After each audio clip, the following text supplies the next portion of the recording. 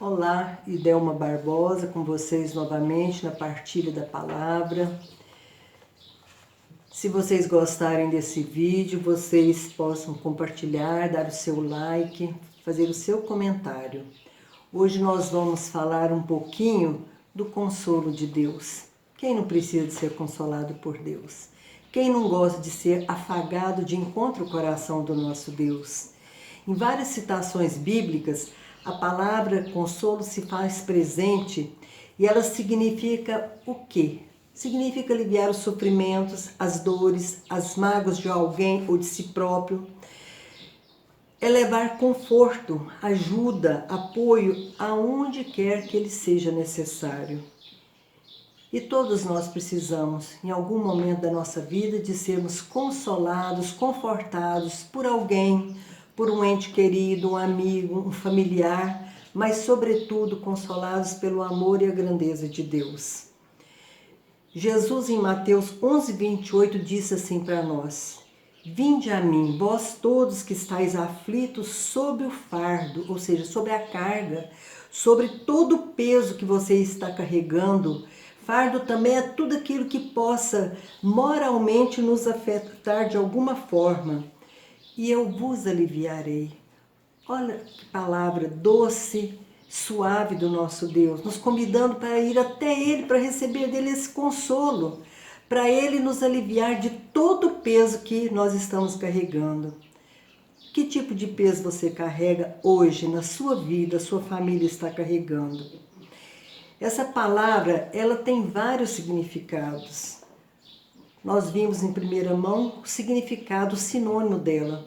Mas na arquitetura também, a palavra consolo, ela tem um significado. Significa apoio, sustentação, para colocar alguma coisa preso numa madeira, numa coluna, num suporte.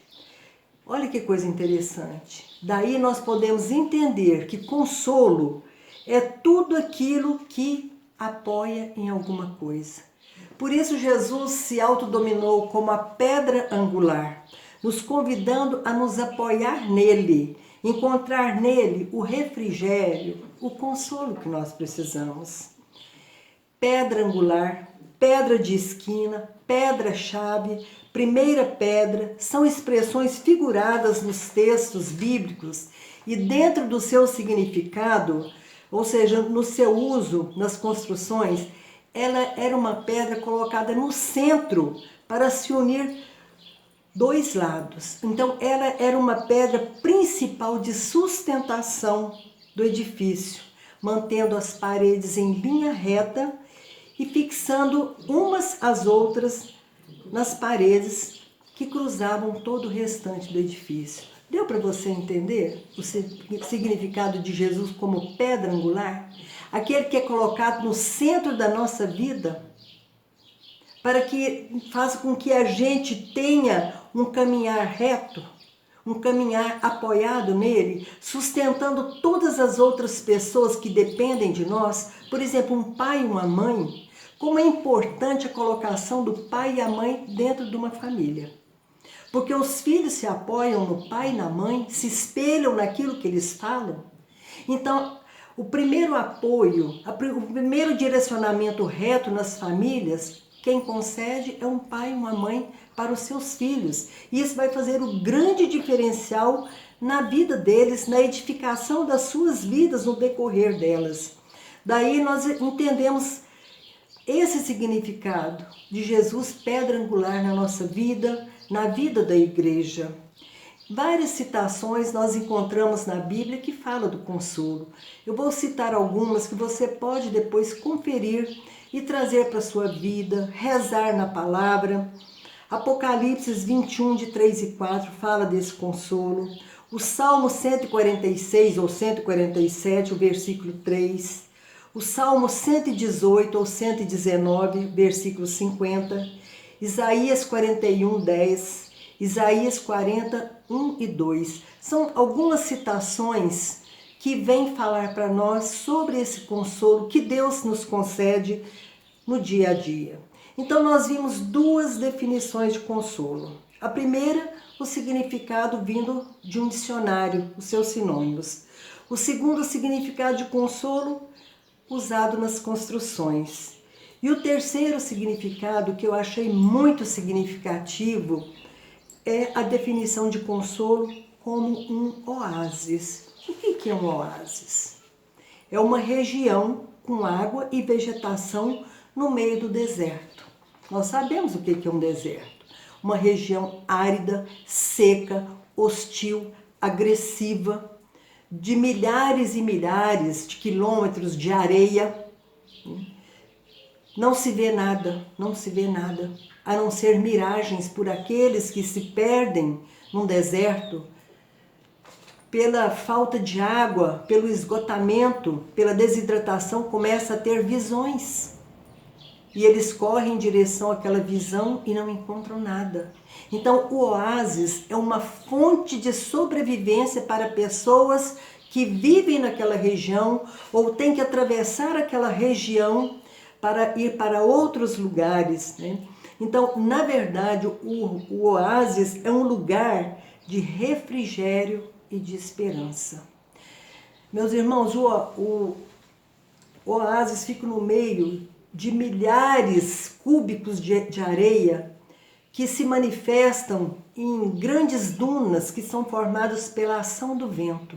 O vento forma aquelas montanhas de areia. Cada dia vai mudando a sua paisagem, assim como na nossa vida. No dia a dia, a nossa vida também passam por muitas transformações. Algumas situações grandes, outras pequenas, né, que são formadas pela ação do vento ou do vendaval, das tempestades que vão ocorrendo no nosso dia a dia, né? E como o deserto, essas situações também armam ciladas para nós. O deserto, ele é traiçoeiro. Se uma pessoa não sabe se conduzir ali, ela cai em lugares que sugam essa pessoa para dentro. Assim as nossas situações também no dia a dia. Se nós não temos a ação de Deus na nossa vida, esse Deus como essa pedra angular para nos sustentar, nós também podemos nos submergir nesses buracos que se formam e sermos sugados pelas situações adversas da nossa vida. Mas aí Jesus vem em nosso auxílio. Jesus é o nosso oásis, né?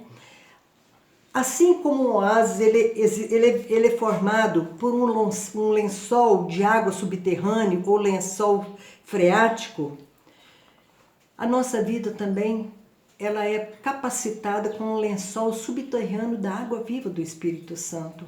O lençol freático que mantém um oásis, ele pode estar a 500 ou até 1000 metros de profundidade. E ele é formado pelas chuvas que vão penetrando em fissuras, rachaduras ou pequenas fendas poucos perceptíveis. Ele vai bebendo a água da chuva e vai formando grandes reservatórios. Esses grandes reservatórios subterrâneos, eles são um grande potencial para manter outras nascentes. Esse lençol, ele pode ser contaminado. Locais onde que existe o lençol freático e que tem acúmulos de lixo, então essa água vai sendo contaminada. Inseticidas, pesticidas e tantas outras coisas mais podem fazer com que esse lençol de água subterrâneo ele seja contaminado. E as nascentes que recebem água dele já são contaminadas também. Então, no sentido figurado, o oásis é um local ou uma situação em meio hostil, numa sequência de situações desagradáveis, né, que vão nos proporcionar o quê? Um prazer, um sentimento de descanso, de esperança, de refrigério para todos aqueles que o buscam com fé, com confiança e entrega aos cuidados de Deus. Todo batizado tem o Espírito Santo. Então, todo batizado tem dentro de si o potencial do Espírito Santo chamado de água viva. Essa água, ela é viva porque ela se movimenta dentro de nós. E essa água, no mais profundo do nosso coração, ela vai alimentar as nossas qualidades, as nossas virtudes, os nossos dons, né? E é justamente no oásis da nossa alma que nós podemos reconciliar com a nossa origem e o nosso destino com Deus.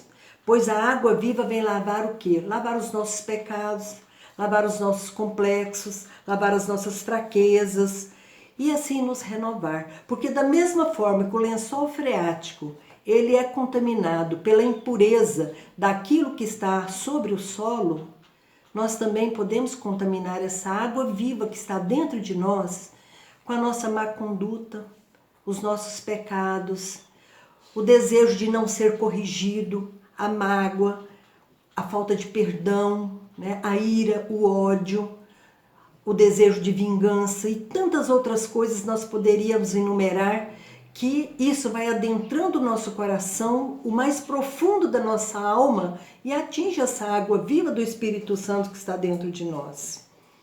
Mas nós precisamos de empreender uma batalha diária, cada dia, para que essa água viva possa vir em nosso auxílio, nos renovando. Como São Paulo nos diz lá em Gálatas, no capítulo 5, 22 e 23, ele enumera para nós cada fruto do Espírito, que é a caridade, alegria, paz, paciência, amabilidade, bondade, fidelidade, brandura, temperança. Todos esses frutos, regados com a água viva do Espírito Santo, vão nos santificando. É isso que transforma nosso caráter, nossa personalidade, o nosso temperamento. É isso que vai nos transformando em novas criaturas. E é em decorrência de cada um desses frutos que estão latentes dentro de nós, serem regados com essa água viva, é que vai fazendo a conversão acontecer na nossa vida. Nós somos, por assim dizer, irrigados com o Espírito Santo, como nos diz Isaías no capítulo 44, no versículo 3 e 4. Ele diz assim, que o Espírito Santo derrama a sua água sobre o solo sequioso do nosso coração, faz correr sobre a aridez da nossa terra interior. E ele derrama também essa água sobre os nossos filhos e através de nós as suas bênçãos sobre a nossa posteridade. E todos vão crescer como vegetação irrigada. Olha que promessa maravilhosa para nós e para nossa família. Pedir a irrigação dessa água viva para os nossos filhos, para os nossos descendentes. Né? Que promessa maravilhosa. Tudo isso acontece no nosso interior, através desse lençol de água subterrâneo que vai sendo formado e penetrado nas rachaduras e fendas das nossas vidas, muitas das vezes através das nossas dores, dos nossos sofrimentos, das nossas lágrimas, das nossas perdas, das catástrofes do dia a dia. Muitas das vezes é quando o nosso coração está embebido de sofrimento e de lágrimas, é que essas fendas, essas rachaduras se alargam e a água viva do Espírito Santo entra mais e mais dentro de cada um de nós. É aí que o Espírito Santo penetra e nos faz sentir o consolo de Deus, o alívio, a paz, todo o conforto que nós precisamos. Nós estamos vivendo ainda o medo dessa pandemia, né? Famílias angustiadas, com seus entes queridos internados, entubados, famílias temerosas, famílias enlutadas, tantas barbaridades acontecendo em todos os segmentos da sociedade.